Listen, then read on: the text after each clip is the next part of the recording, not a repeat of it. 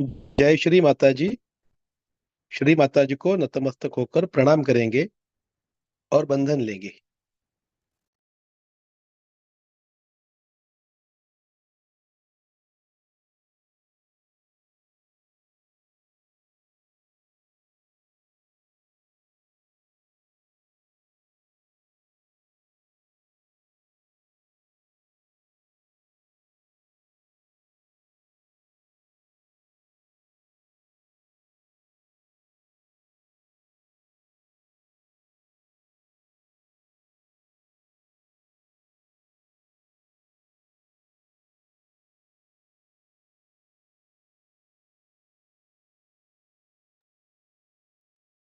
3 महामंत्र व श्री गणेश मंत्र।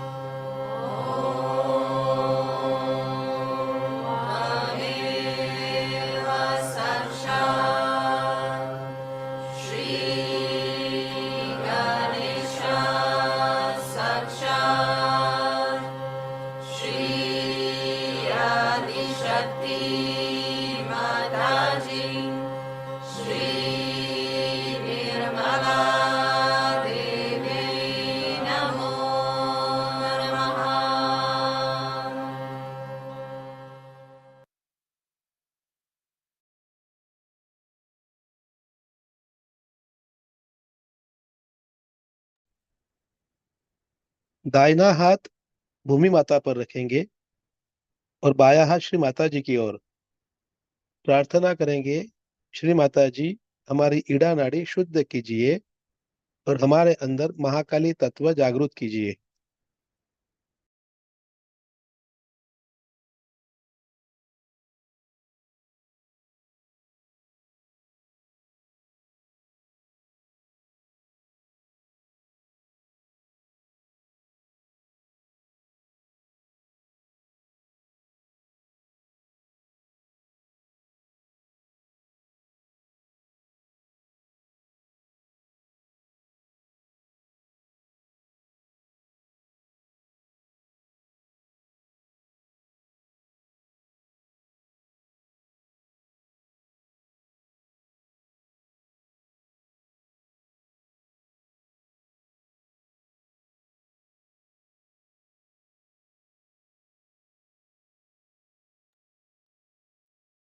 दाहिना हाथ श्री माता जी की ओर, बायां हाथ आकाश की ओर करेंगे। प्रार्थना करेंगे, श्री माता जी हमारी पिंगला नाड़ी शुद्ध कीजिए और हमारे अंदर महासरस्वती तत्व जागृत कीजिए।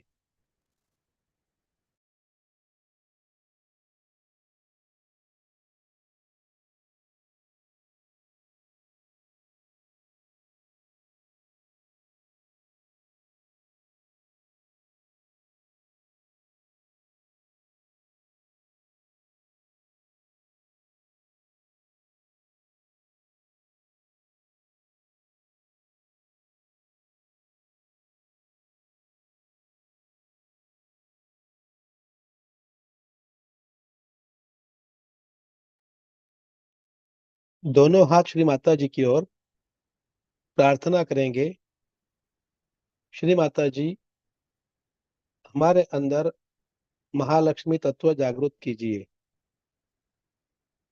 चित्त मध्य नाड़ी पे, सुषुम्ना नाड़ी पे, और प्रार्थना करना है, श्री माता जी हमारे अंदर महालक्ष्मी तत्व जागृत कीजिए, हमें संतुलन प्रदान कीजिए।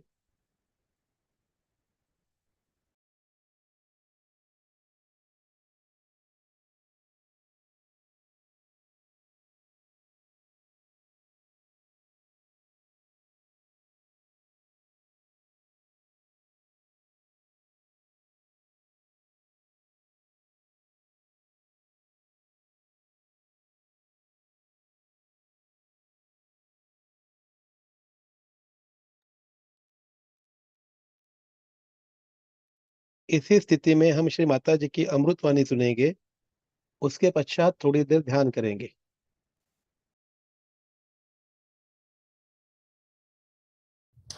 So first of all, you start talking about energies. That is that for me. These energies are moving within us and how they activate. Then you talk of the third energy, which is the one which has evolved us. That's how we are here. And you talk about yourself, the controlling part, which is controlling you, the spirit. So if you go on an abstract line, it would be very appealing, I tell you.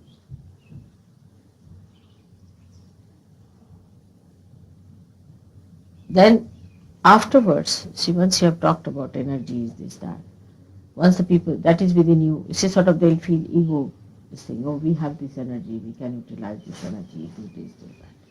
And then you bring them down to Sahaja later on. But to begin with, let us talk of abstract. Because Indians are different and Western people are different.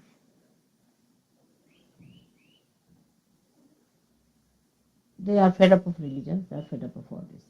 So if you talk of religion, it creates a problem. That's why in the beginning, you see, Vedas, when they were written down, they didn't talk of God or deities at all. They talked about God, about the Creator, but just about Brahmadeva.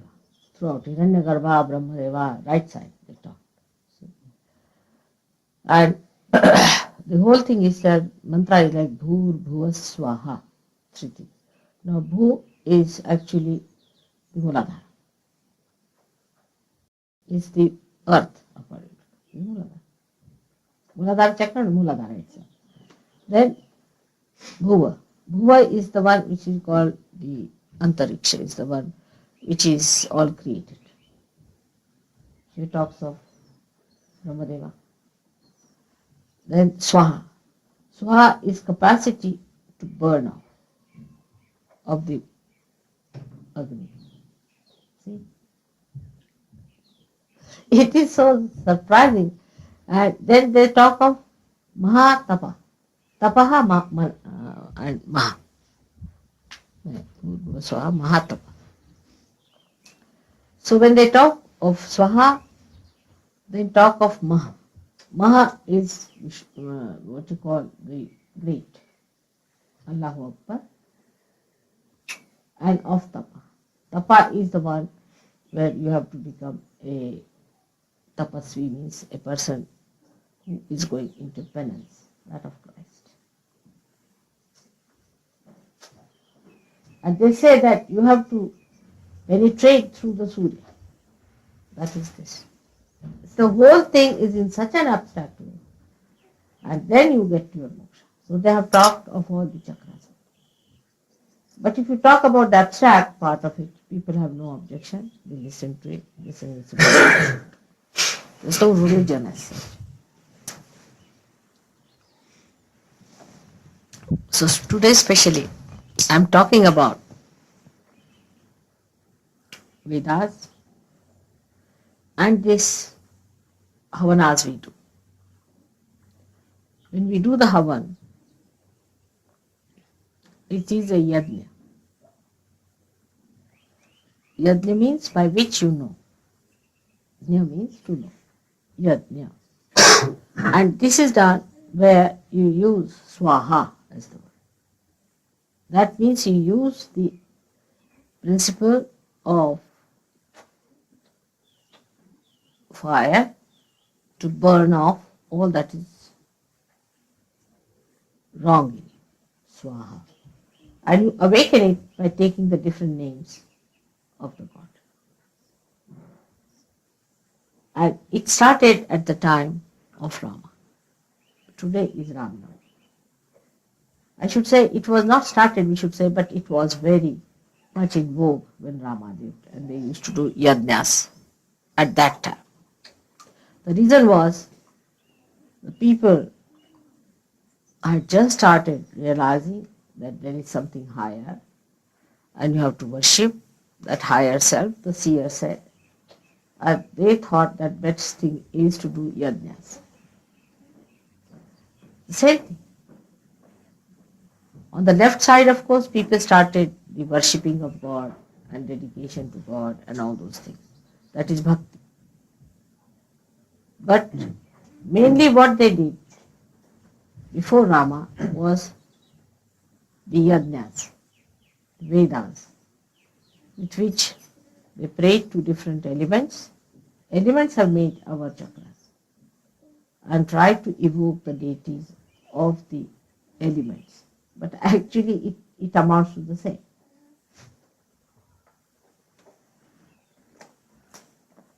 So as a child, Rama was studying with a very great saint. And when he was studying with him, Vasishtha was the name of the great saint. And Vasishtha had an ashram where Rama and his brothers studied. Come now. Come in. Come forward. Give her a chair to sit down. Can you? Is there a seat here? I think here you can go. Lots of seats are there.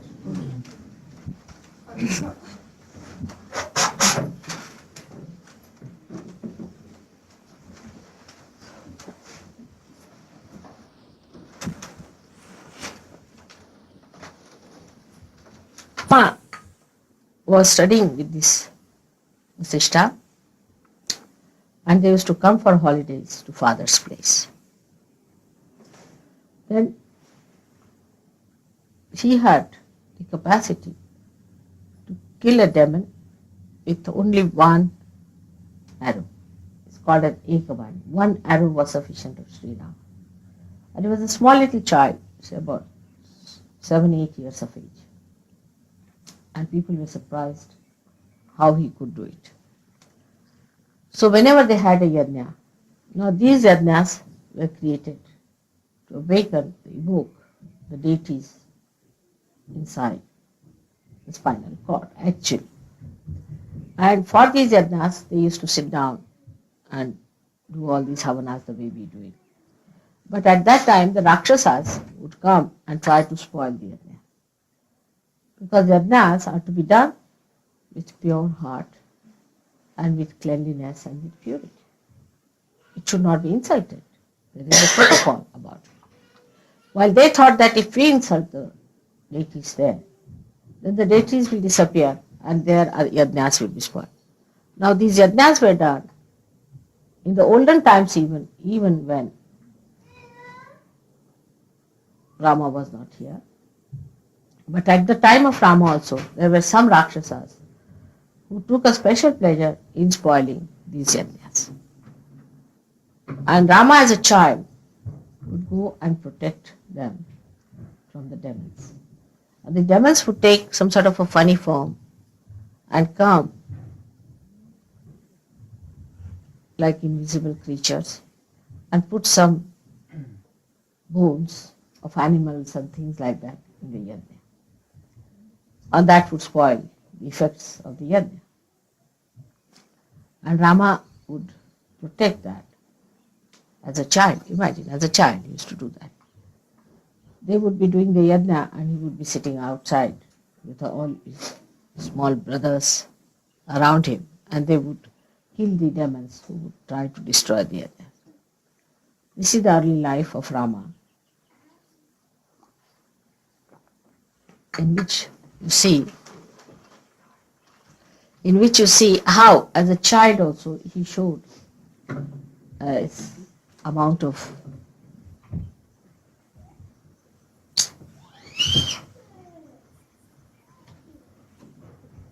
expertise, you can say, in arrow and bow. So anytime you see a statue, how to make out a Sri Rama statue is to see if there's an arrow and a bow, then it's a Rama statue.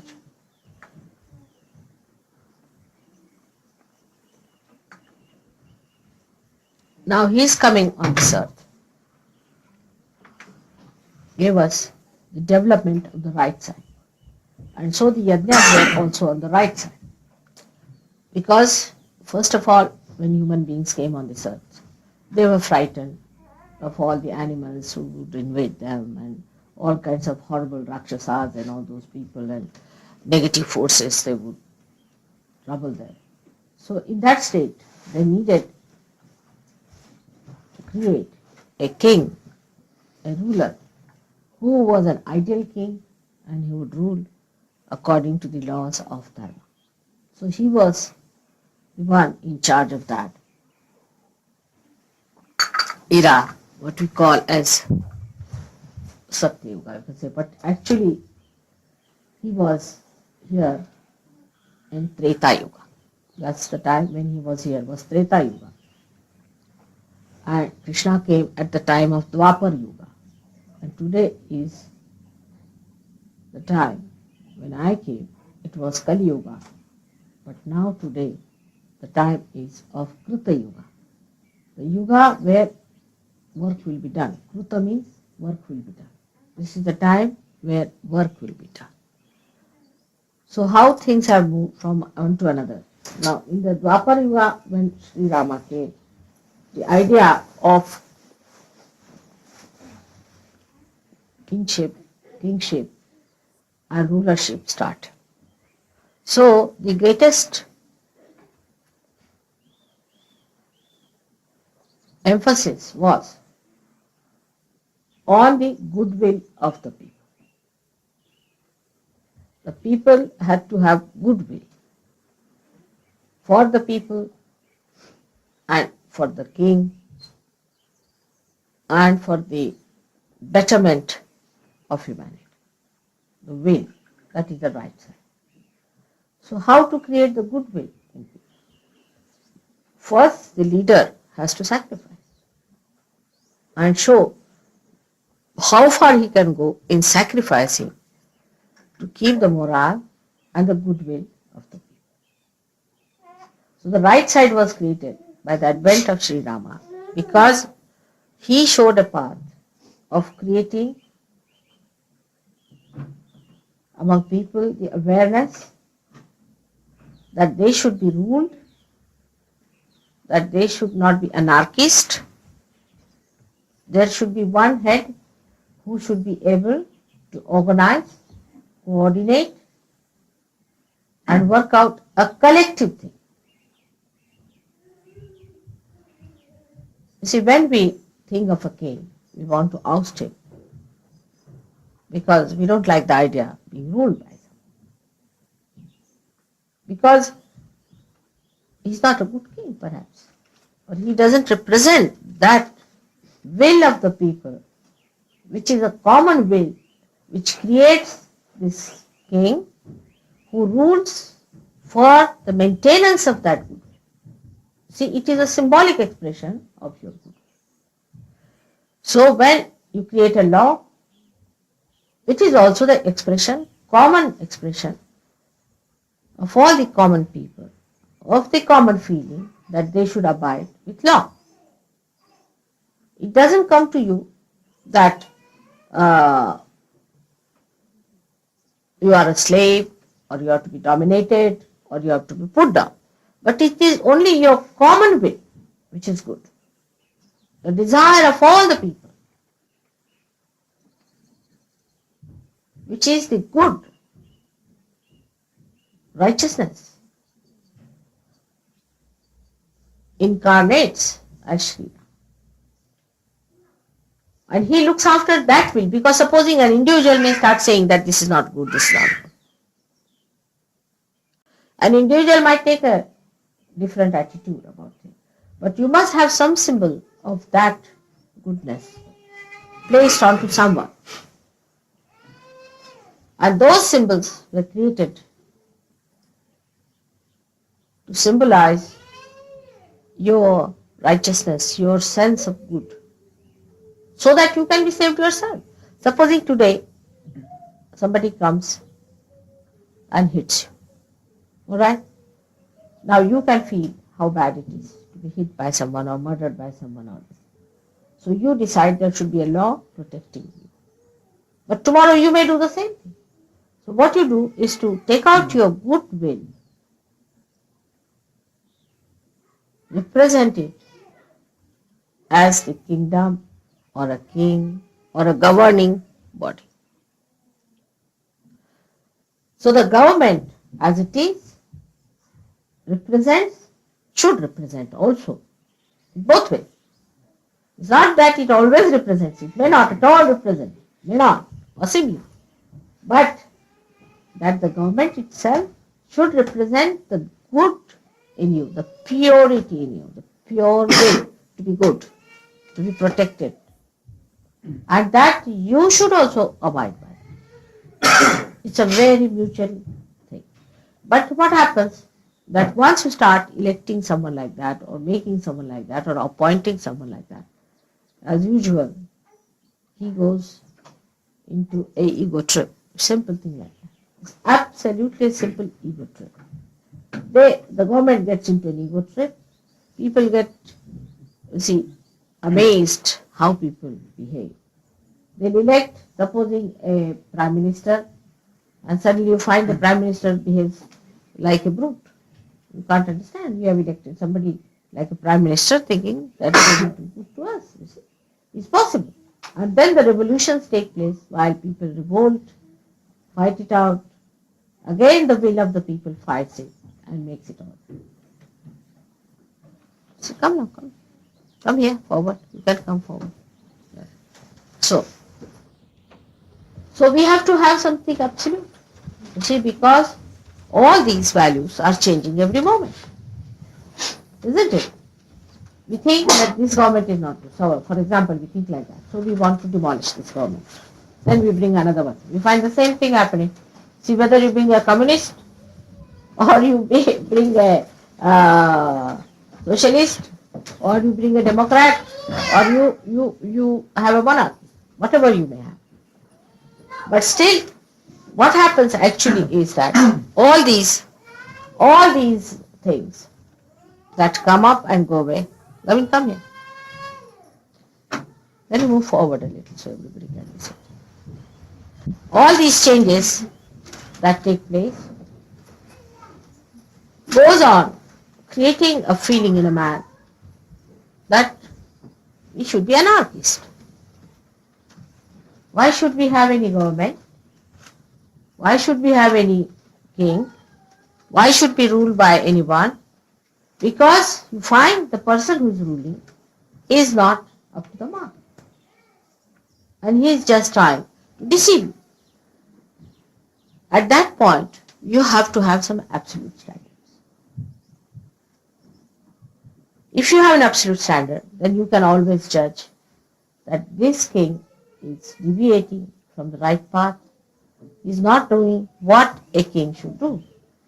A king has to be like Rama. He has to be like Rama, representing your will, your goodwill, your sense of proper judgment, fair play, and righteousness. If the king is not righteous, then your collective goodwill will go against the king. Now you go on throwing one from another. Say, I've seen now, for example, say in France, we had one kind of a uh, prime minister. He did lots of things which were not good, so was thrown away. So you had another kind of one. Now he is doing another thing, so he is going to be thrown away. And we are just going playing games. You see, first of all, we have say Labour government, we don't like it. So we have another government, Conservative government, we don't like it. Throw away. Go on playing with it all the time.